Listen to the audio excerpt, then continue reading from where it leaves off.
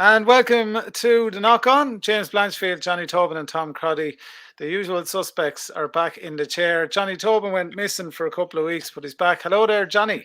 How are you, lads? I take a little bit of sabbatical. Good to Busy see you. times. It all gets a bit too Johnny, we much. missed you. You were missed, Johnny. I tell you that. I heard. Too serious here for the last week, believe. The old screen wasn't full. 3 doesn't work. 4 is the better number.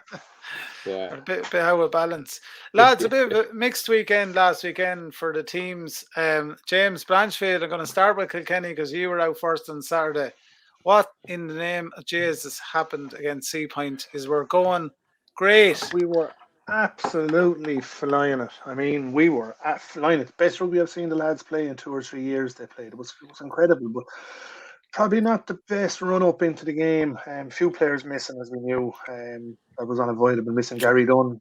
Look, he's gone for the season. We may stop wishing a speedy recovery, but he's gone for the season. But in the warm up, Doc had picked kind of an ambitious team. He made a few changes. He was bringing Joe Manuel into start in the back row to get a bit of kind of another ball carrier in the pack. He had brought Hugh Corkery into 9, Hugh has been playing 12 and brought him into 9. Brought Liam Caddy from full back up to centre. And look, it was an ambitious team. They played really, really well. Now, I suppose for me, looking on from the sideline, the number 9 experiment didn't work. Not taking that away from you. He's a really good rugby player, but you want to play a specialist 9 at 9. Jake Pratley came in then at 10, and Jake McDonald moved to 12, actually. So all of those changes probably didn't help. But in the bloody warm-up, Podgeman rolled his ankle, which means it had to be a reshuffle then in the back row because Joe Manuel went back to the wing instead of Podge, and Shane O'Riordan came into the back row. So that wasn't ideal. That was only 10 minutes before kickoff. But an absolutely incredible start. Like we had them beaten. Now, Seapoint are a bloody good team. They have no standout player. Their number 7 was exceptional, but they have no real standout players, but they just play a really good brand of rugby. They're really well drilled. They didn't give away many penalties. We gave away, I'd safely say we gave away 20 plus penalties in the game. Seapoint never took a kick to the posts. They went ever to the corner or scrums and tapping goals.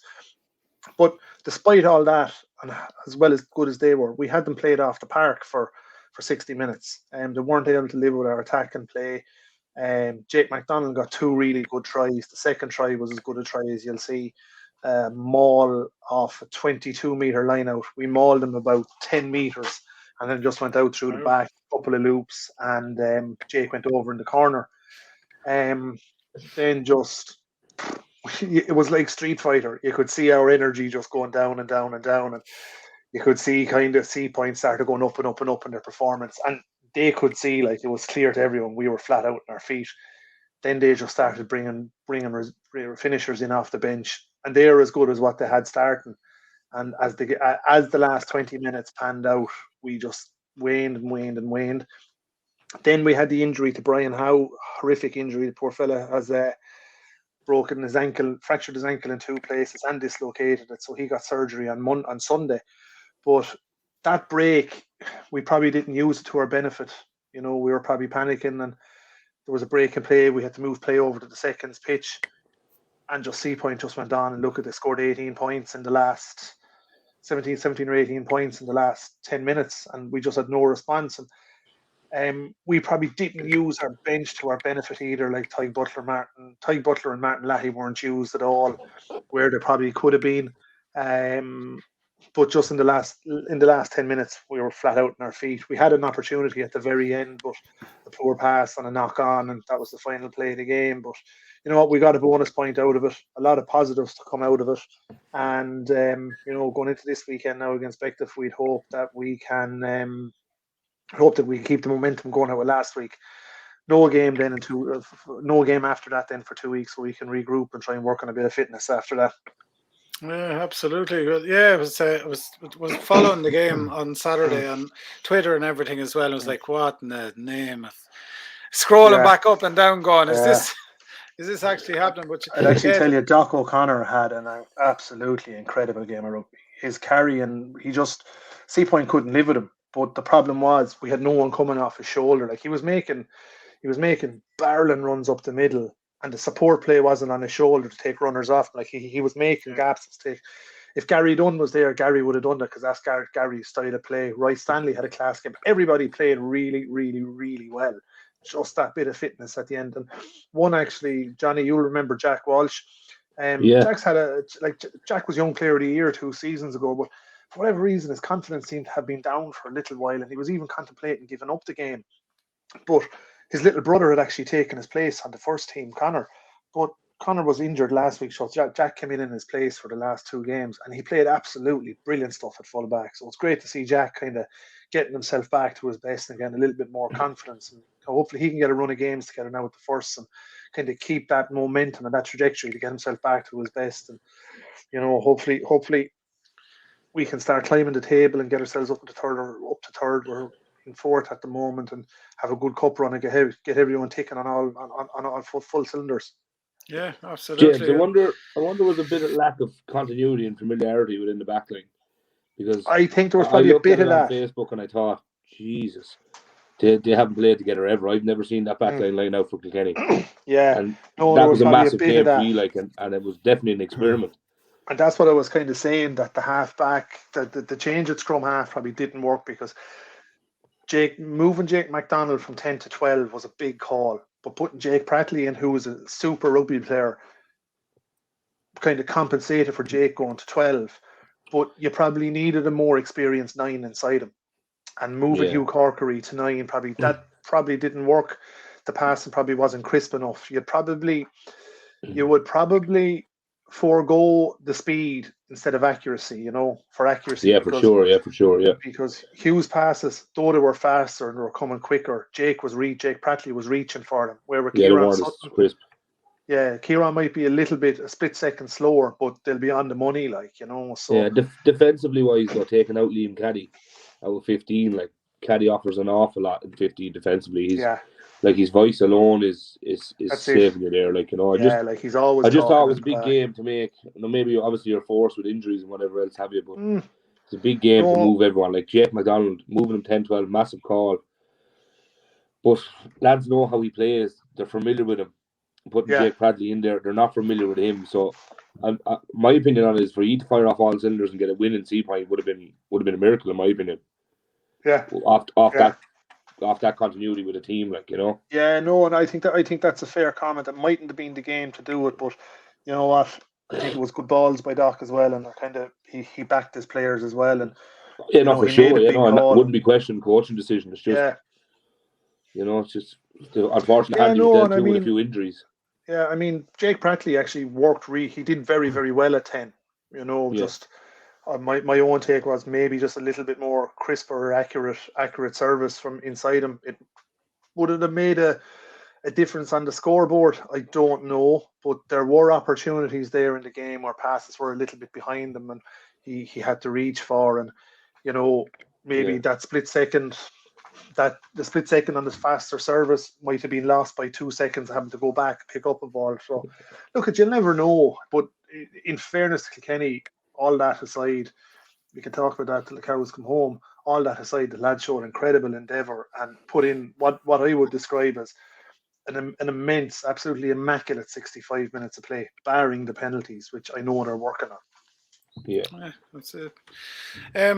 Johnny Tobin, you had a nice old win over Clondalkin. Yeah, well-needed win over Clondalkin. Seen Willie O'Brien there in a few pictures as well. I tell you, it's very dejecting to be sitting here when James and Tom are coming on with wins, and we're just getting plugged away, and we keep getting put down the ladder a bit. But we're on the way back up, I think. And then we have to go to Longford on Sunday. So, yeah, I see that. We could be back down very, very quickly, so we'll say nothing. But no, it was a good win. It was good to see Willie back playing. It's great, cool head in the backfield as well. Like I'm saying with Liam Caddy, same kind of standard of player, to be very intelligent, to be very good 15s, really good readers of the game. But no, look, it was well needed. Morris is happy. Couple of injuries still. We're not going to Longford fully loaded. Stevie Smith's out carrying knocks. Jordan Leyburn isn't out, but he's carrying knock. A few other lads are carrying knocks, so just reshuffle the team a bit. But we're dealing with it, and I suppose the lads are starting to buy in a bit more now. Again, numbers are back up. And like I said, Willie is back. Aho has jumped back into training, not playing, just jump back into train with the lads, just a little bit of leadership in the train, I suppose, a bit more experience and a cooler head. Just try to build things back up. The playing boots are still hanging, but he's training away there. The itch will come, I tell you, the itch will come. The minute I heard that, I went, Never say die. Never say die. 28 November, Tom. Just saying. No, look, it's good. Lads are in a good place. Young lads are buying in. A lot of young lads coming back in as well, so that's really positive. Absolutely. Who were kind of sitting on the fence after football, they weren't sure what they were going to do, but they've decided what they're going to do now, so we may just roll with it now. Yeah, it's good to have Pookie there at 10 as well, like, and if you get Aho back inside him, it'll bring a lot of solidity in that area as well for you. Yeah, Paul is good. He's very, very good in fairness to him, and just that extra bit of confidence that Aho and the likes of Willie Cass bring from behind you, even. Like Williams' voice, like Pearson as it is. I know you've all heard Sean on the refs mics over the years. Williams is equally as Pearson. But it's clear instruction, and it's always good to have that reassurance from behind, where we might lack a bit. I suppose like Philip Dean there and Keane Leonard, no disrespect to the lads, but they're just not as tested as what William would be to control the backfield, you know, and it's a massive position. Not when is any Stephen Smith due back for you? There, you know. When is Stevie due back, Johnny? Because he's like he'd probably be up front your main man.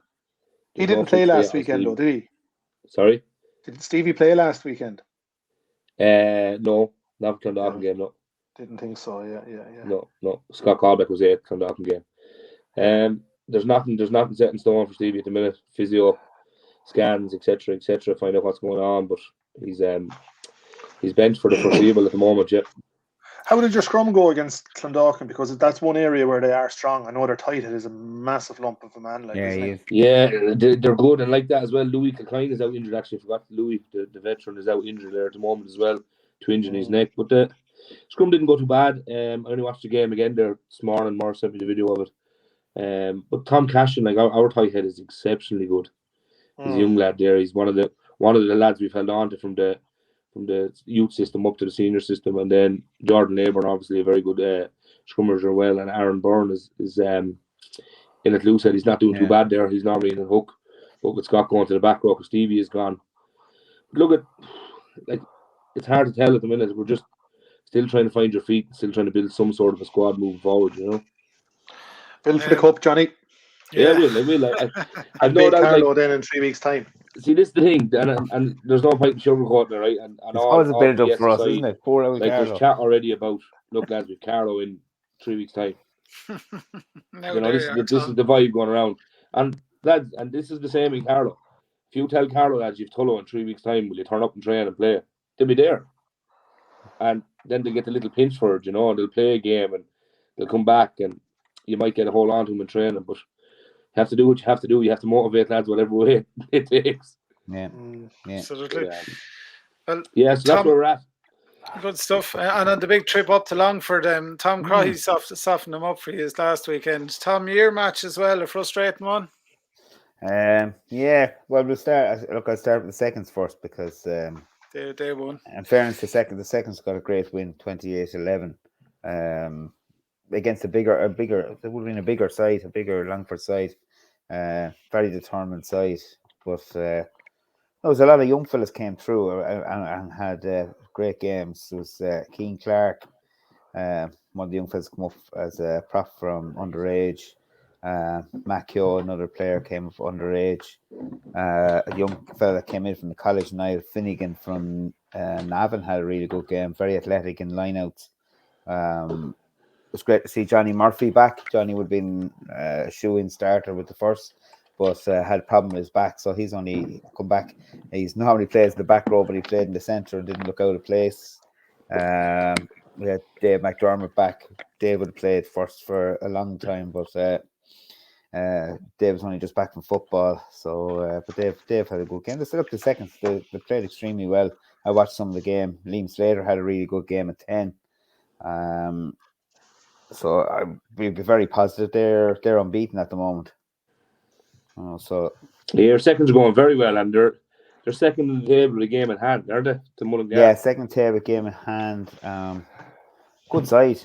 They're all training, so like this, they're they want to succeed. Like, there's a lot of young fellas there, which is great to see.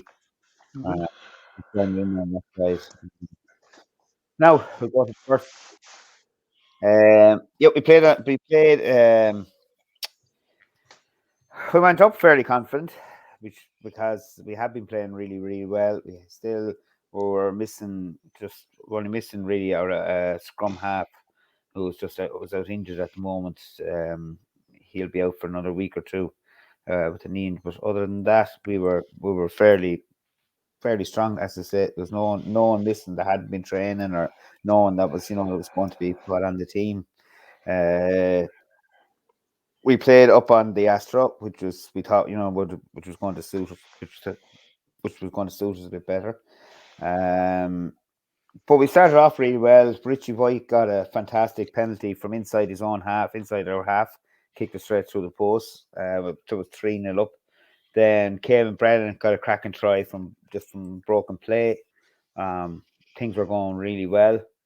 Then things just went haywire. Longford's defense was superb. They were in our faces and playing the hindmost foot. I mean, to the millimeter all day. Cayman was taking the ball down the wing, an unusual for him, went to chip it and went straight into the winger's hands. And bye they up underneath the post. Oh, good luck. She wrote. Yeah. That was 10-7.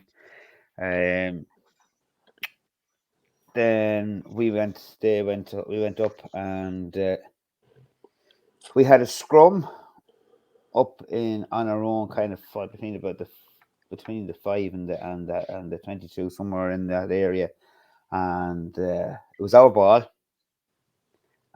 We were pushing away, head with the ball, and the referee had screamed, "Use it!" But I don't know what earmuffs went on, but no one in the pack seemed to hear "use it," and they turned the scrum around. They played off. They turned around. The number 8 picked. They did one little move, bang, bang, bang, and went in for a try off that mistake. Then that was what. Then they missed the conversion, so that was 10-12.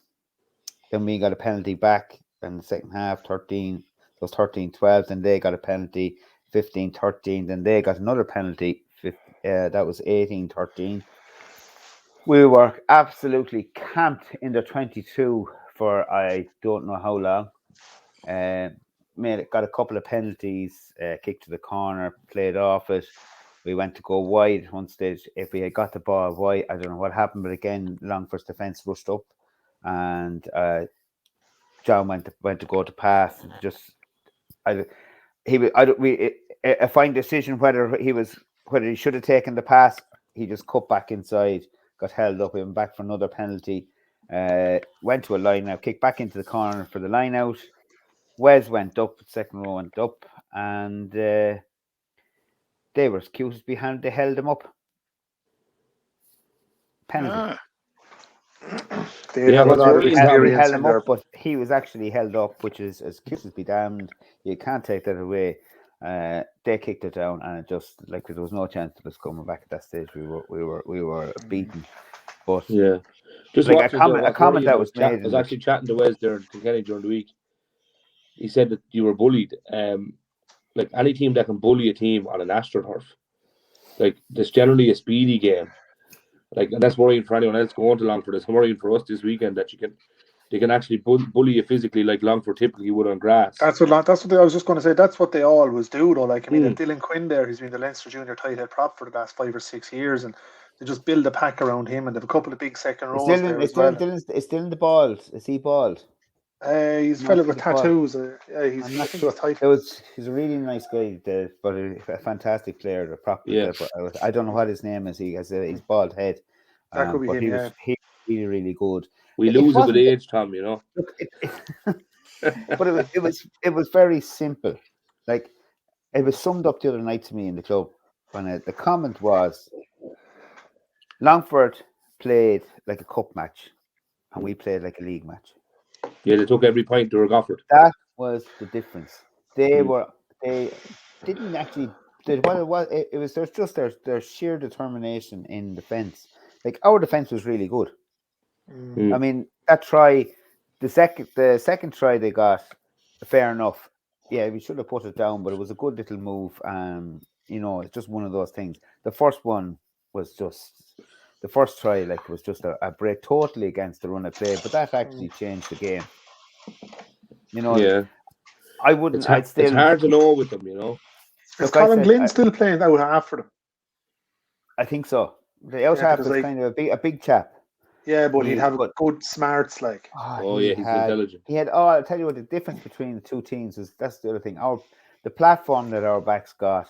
It was a slower ball, whereas he was getting plenty of time on the ball. Like, for a big man, he's well able to move. He sidestepped. He gave little dummies. He had plenty of time, plenty of vision. I know, like, we had two injuries in the game. Conal Slater, a hooker, number one hooker, went off injured after about 10 minutes. With he ripped his his calf muscle.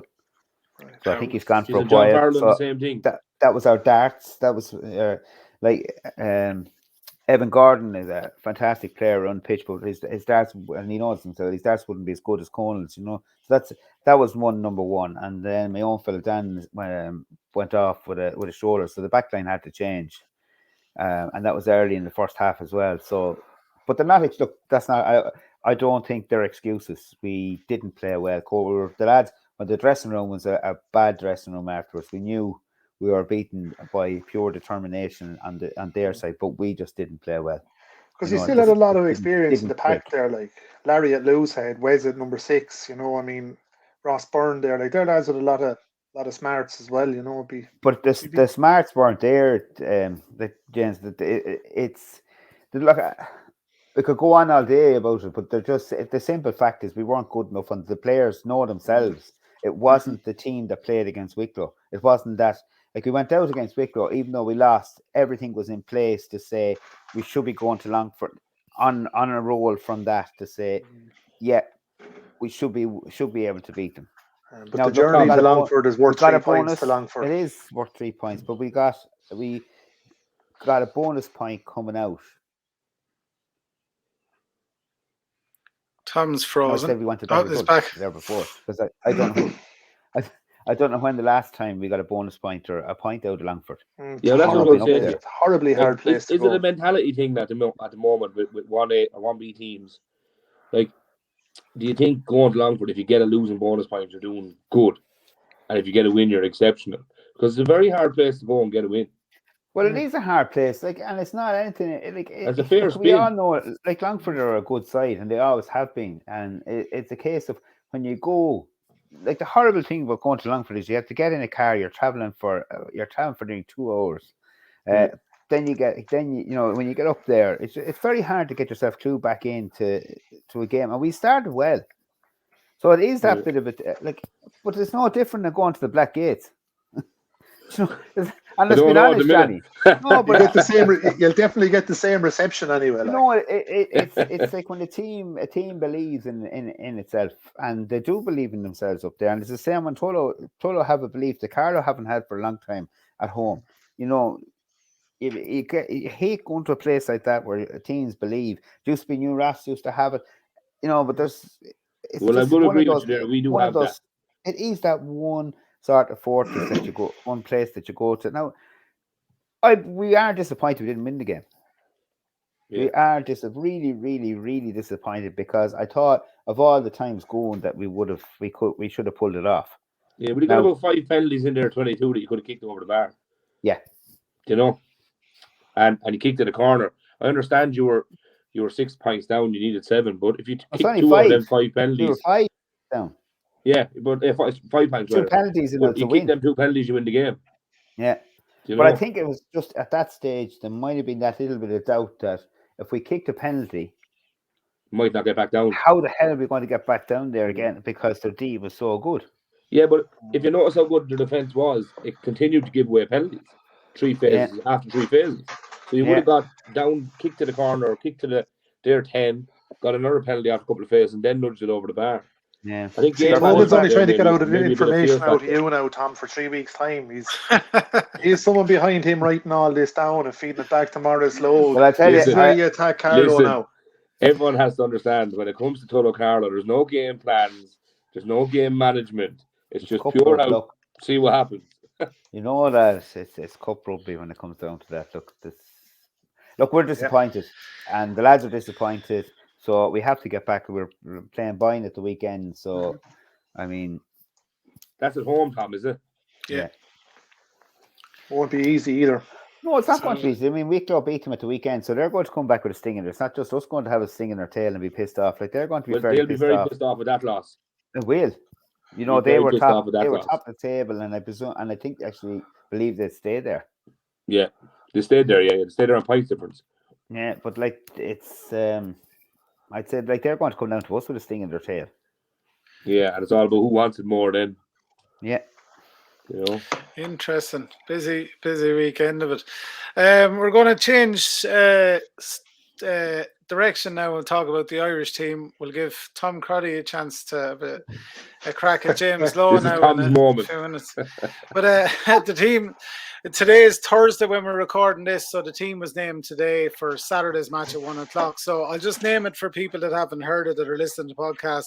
So the front row is Andrew Porter, Ronan Kelleher and Tyke Furlong. Second row, Tyke Byrne, James Ryan. The back row is Caelan Doris, Josh Van der Fleer and Jack Conan. Jameson Gibson Park and Johnny Sexton are the halfbacks. James Lowe's on the left wing. Bundyaki, Gary Ringrose in the centre. Andrew Conway's on the right wing and Hugo Keenan's at full back.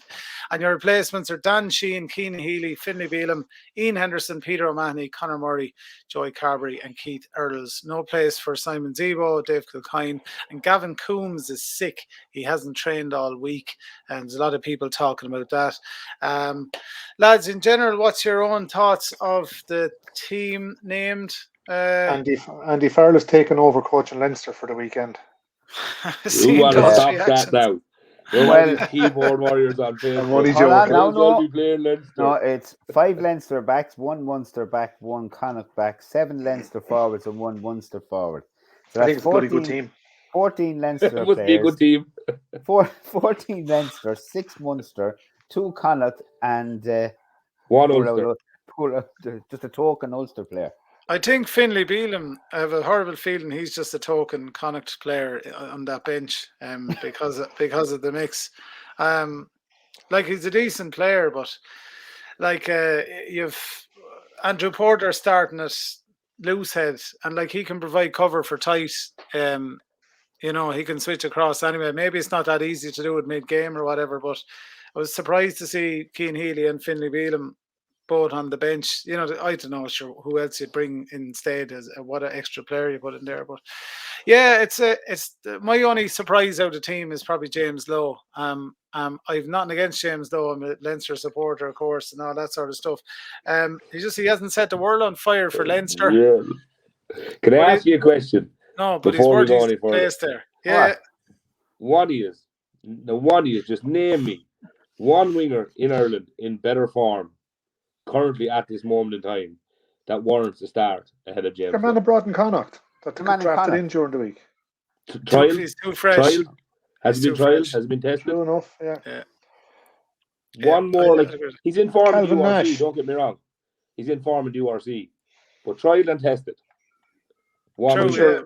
Lowe has tried to test it at this level and has failed as well in defence numerous occasions, like, you know, so. But like I said, like the only other person I could see would be Zebo Zebo, yeah. at that Sure. level. I'm He hasn't feeling set the I'm world on feeling fire the love either. for I'm feeling the love for James Lowe. Me and JLo are friends. Please. No, listen. I don't like him. I don't think I don't think he offers my anything issue for with Ireland. James Lowe is not for Leinster. I think at Leinster's at the URC level he is playing extremely well. His defence is still last few times his defence lets him down. And I think at international level it is the big if he could tackle and defend well, he'd be starting on any team because he does. I mean, he offers attack, he has superb offloading skills. He's a good lad around, seemingly a great lad to have in the dressing room and to have around you. But I don't think he's an international winger. Maybe I could be wrong here. My opinion on the international wingers for Ireland are Keith Earls and Andrew Conway. I think Jordan Larmour, what's your man, Jacob Stockdale, James Lowe, excellent going forward, rubbish coming backwards. Yeah, I was going to say that. Yeah. And Jordan Larmour's had a very good start to the season, but yes, the question marks over his defence. But going forward, he's brilliant. One of the best wingers. I think, if not the best winger in Ireland. And Earls will never ever let you down. Like never. He's just steady as a house. Look, I know my feelings of Munster and Keith Earls and that, but still, I don't. There's Keith Earls behind you now. Look, that's Gerard. The dog doesn't like Keith Earls. Oh, dog was sleeping. Right. Look, there's no belief that on that backline that James Roach is there. And just looking at Conway, yes, Ringrose, yes, Bundy, Aki, and I think they picked the right scrum half as well. I think so. But definitely picked the right scrum half. You know, I mean, it is Japan, and it's probably, you know, we're not taking anything away from them. They're a great team to watch, and they play brilliant rugby. But you know, Johnny, you just think about it, like Balakoon could be thrown in there. Yeah, he's untested at that level, but you know what? Throw him in. That's where he should be tested. You could see him being in the squad next week for the All Blacks now, and then he'll come on and have a stinker because he's pressurized, and then everyone will be saying, "Oh, he's useless as well. Get rid of him." Yeah. You know, this is what I'm saying. I think the Ireland squad and the Ireland team for this weekend is too predictable, and it's too boring. Ronan O'Gara was on off the ball last Friday night. He made a great comment. He kind of said, international rugby is all about results, and you have to perform. If Andy Farrell doesn't perform, he has no job. Yeah. You know, he needs results. It's easy to replace Andy Farrell as replace 23 in the squad. And the other side of it is they're trying to get ticket sales. Apparently, are absolutely chronic for it. And they're trying to get people. And can't give them away. Nick O'Donovan texted us all last night. We have 20 tickets we're trying to get rid of. But the point is, like, they have to put out a strong team to try and get people in to pay the bills as well. You know. Oh, for sure. No, for sure. But it's like you're not too long away from a World Cup. You're not too long away from a Six Nations. Is he going to try people into Six Nations? You can bet your house he's not. He's going to want a strong Six Nations. You know, Johnny, Sexton's doing a lot of talking as well. Like, you know. Yeah, like it's. I don't know. It's frustrating. It's really frustrating because I think like now is the time. These autumn internationals, it doesn't really mean anything. Try these young fellas, get them tested. Yeah, it's hard to tell that to the board though when they're trying to shift tickets, as James was saying. This team is purely named to win a match. It's nothing to do with the All Blacks next week. Conor Murray will start next week. There'll be no doubt about it. I don't think they'll beat Japan. It's going to be tough. I think it will be. Yeah. But who else? Like, there's who? If it's like looking at the team, the pack. I mean, you have the best front row in the country there at the moment. Other than Dan Sheehan, like with the likes of Dan Sheehan backing up, Cian Healy backing up. You're just missing Furlong there. Second rows, again, like you Tyke Byrne and James Ryan. Yeah, it's good. Yeah, there's no doubt you have the best. And it's great to see the best Irish pack there available, but. No, the one thing I think we're lacking in the pack is a real dog, like, you know, you've no dog there. That hard enforcer in the pack that, you know, I mean, I don't think we've probably had one since Sean O'Brien moved on, O'Connell retired. You know, these sort of lads that can come in and just be ignorant, you know. That's one thing that I think James was missing out with James Ryan's game, and I think it might be one of the reasons he didn't go on the Lions tour. Is that he's just that ignorance. He's lacking that pure mongrel dog that you need in international. And a back sort of guy. Yeah, they talk about him being a great leader and all this sort of stuff, but he took a serious confidence knock, I think, in the last year or two. He's just got, it looks from even just looking at him, he's gone into his shell a bit, which is, he was being talked about as possible Ireland captain and all this sort of stuff as well, remember? Well, he'll definitely be next Ireland captain. Yeah. But he needs to get that dog mentality. And even as great a rugby player as Ryan Baird is, I think he doesn't have that dog mentality. There's no ignorance. No. Yeah, you know, like even Tyke Byrne doesn't have it there. No. For me, and you're going to say it's bias again, but Gavin Coombs has it in spades. Like, he could sell it. Does. Yeah, he's sick though this week, so. But Gavin Coombs. Gavin Coombs would deserve his place there. Yeah, he's earned it. But it's not scary. Like, it's not scary that we're relying so much on one team. I think it is. That's what I being honest, the 6 Munster players Conor Murray's come to his end. Like, look at it. Yeah.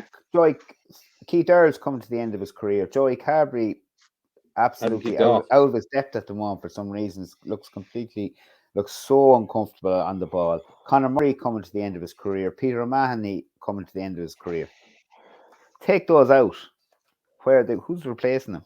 Like Coombs, your other Munster scrum half, Casey. Casey. Yeah, I mean, you have your man Clondalkin coming on. You have I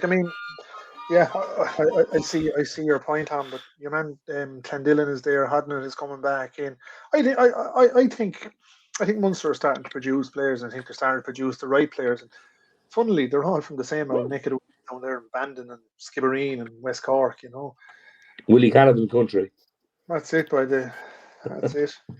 But until those players that are down, like the Munster players, whether they're Connacht players or Ulster players, until they get to a certain level and they can all play. I was listening to a thing on the All Blacks and how from the start, from as children, the first thing they thought is it's ball handling skills. It's that they have a framework that the way you play like the All Blacks. Everybody's geared to play like the All Blacks. It's a way of life. It's like we're saying our what we have with Leinster and that pushing forward with teams and everybody goes into the system, but we don't have an Irish system. We want to play like Ireland because we don't have an Irish way of playing. It changes coach to coach. We Like, and this it's is across where the I get- provinces. We've a Leinster way playing and a Munster way Yeah, of but playing. see- But is that if the Leinster way of playing is the best system in the country, that system should be used in the rest of the country. That's I what get into trouble off Joe this a lot, Schmidt lads, tried to do. with the southeastern stuff, because I've asked a couple of fellas down there, James, I'd be controversial at times. Wouldn't be one to hold myself, but I just say, what is the Leinster way? Somebody explain to me the Leinster way. So for me, my personal take on the Leinster way is the way Joe Schmidt coached them, the way Matt O'Connor coached them, the way Michael Matt Chet O'Connor, coached them, no. the way Leo. Jeez, There is no Leinster way. So people need to get away from that thing of following the Leinster way. There is an All Black way. There's a That's template there, mad. though, Johnny. What? There is a bit of a. No, don't get me wrong. Not me The way this Leinster time. play rugby is excellent. The way Leinster play it themselves is excellent. But club teams like Kilkenny, Tullow, Carlow don't have Leo Cullens, don't have Stuart Lancasters to bring in that Leinster way to them. So, like, All Blacks have people on the ground. And the biggest thing with the All Blacks and Leinster and Irish rugby, the All Blacks believe in the All Blacks way. Do all the Irish people believe in the Leinster way or the Ireland way? I don't think so. I don't think so, because we're so bloody critical of it week in, week out.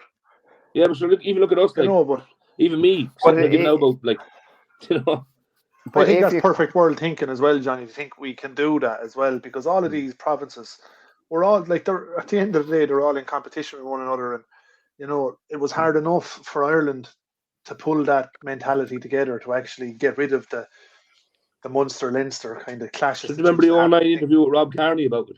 Yeah, I think it was Rob Kearney that actually instigated the whole thing. But I see your point, but I think it's perfect world thinking as well. But there must be some way. There must be some way of getting the system, because if you look at New Zealand, you've all the different teams. The Auckland Blues, you have the Highlanders.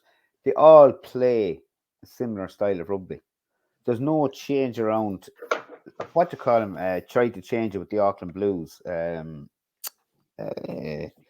ex-Welsh coach tried to change it with the Auckland Blues and Gatland. Sorry, it was Gatland.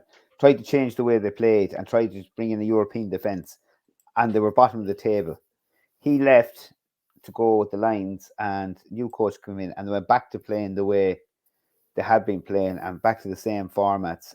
And all of a sudden, the Auckland Blues are back up the top again.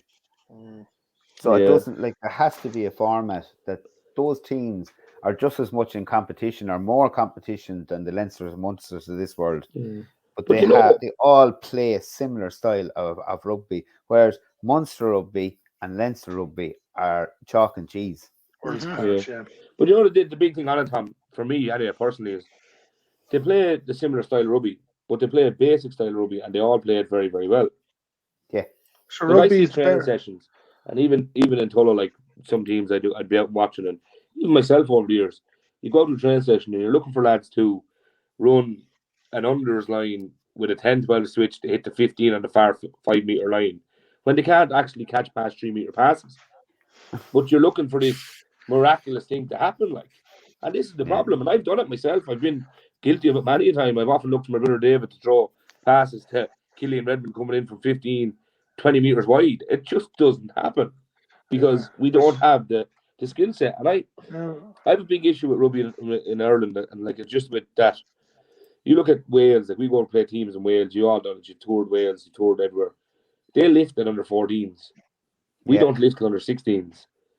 They pre-lift at under 12s. They're getting all the basic skill sets coached early when kids can absorb the information. Like, it's very hard to I show a agree with you there, 15-year-old. Johnny, but as well, you have to, like, different players will develop at different times as well. Like, Oh, no, for sure. Would you imagine trying to show a 16-year-old how to lift, who knows everything already, and he's full of testosterone, where you're showing a 12-year-old who will listen to everything you say? Yeah. And you teach him how to do it safely. Like, we just don't have the basic skill sets covered here. The All Blacks don't do anything magnificent.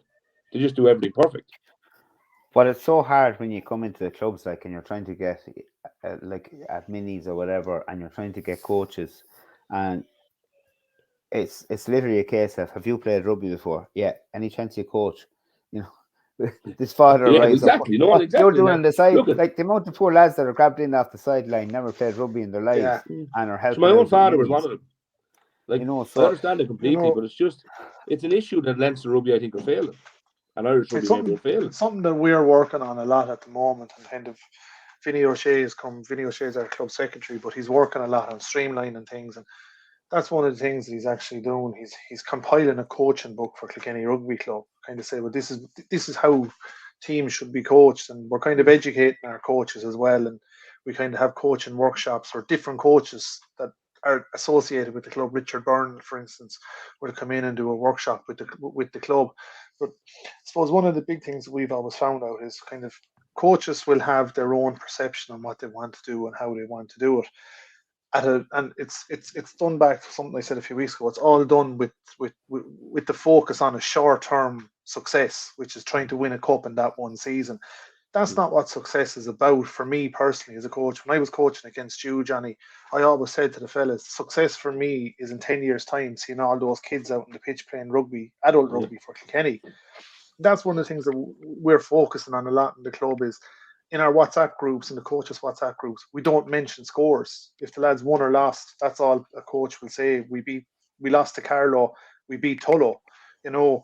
And I think it's about taking the focus away from the short-term success and actually looking at it in a bigger picture and how we can all come together as individual clubs and put our respective coaching books together and make sure that the under 13s are doing this, that when they move to under 14s, that they have those basic skills, that when they move to under 13s, they under 14s, that they're getting the basic skills, that when they move to 16 or 18, that they're up to speed with the way the club wants them to play, that by the time they're transitioning from youths, and we all know there's going to be a huge fallout between under 18s and adult rugby, but for the cohort of lads that do make it through, that they have the core skills and understanding of the game that they need to succeed at J1 and J2 level. Yeah. Well, each coach will have their own philosophy, and that's perfectly fine, but I agree with everything you said there. Like, you look at, we all know Southeast clubs, you look at Philly Horn, and Gorey, no one in Gorey will have a qualm with this. What Philly Horn done in Gorey was exceptional. Like, every Gorey player can catch pass off both sides of the hands, can tackle on both shoulders. They might not be the best cohesive unit at the moment, or some of their teams are not as strong as they used to be, but they can still have the basic skill sets. And he set them up, in fairness to Philly, he set them up for 15, 20 years. Yeah, he built a good platform there to follow, like, you know, and it's frustrating.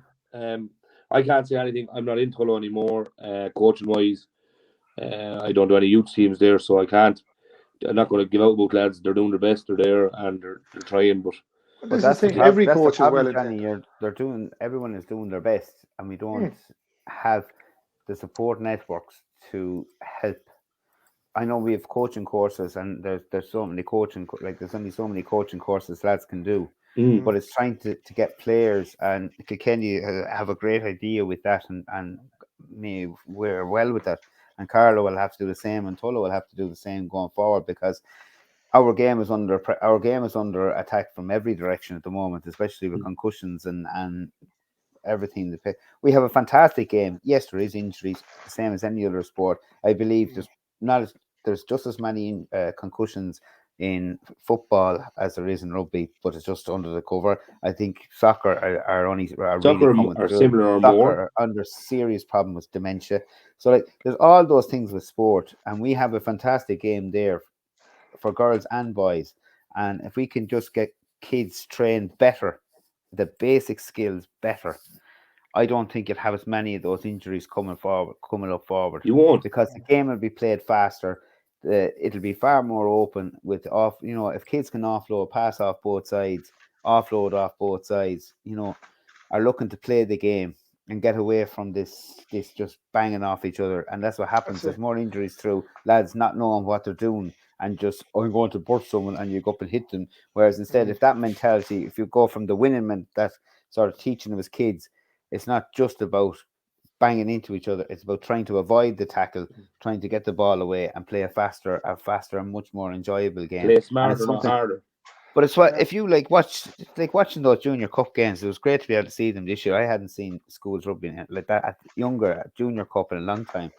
And it was just great to see kids going out and playing the game, throwing the ball, like throwing that 10 meter pass or 20 meter pass, and just people can't do, and just going for it because they can. The schools are different. They have all the time in the world and they have the facilities, and they have the coaching system. And if that sort of system could be helped in trying to streamline that for clubs more than just relying on the schools, if we can get that sort of professionalism, that's a massive thing I noticed.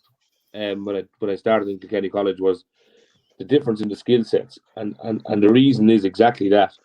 Like, you look at our platform for Kilkenny College, we train Monday, we train Tuesday, we train Thursday, we play Wednesday. Like, we're 4 day a week outfit. More contact hours. And they've 3 gym sessions a week as well. On top of them, 4 pitch sessions. So it's, geez, if you couldn't get your skill sets correct in that time, then there's a problem with the coach, not the player. But like, school rugby is just so much faster.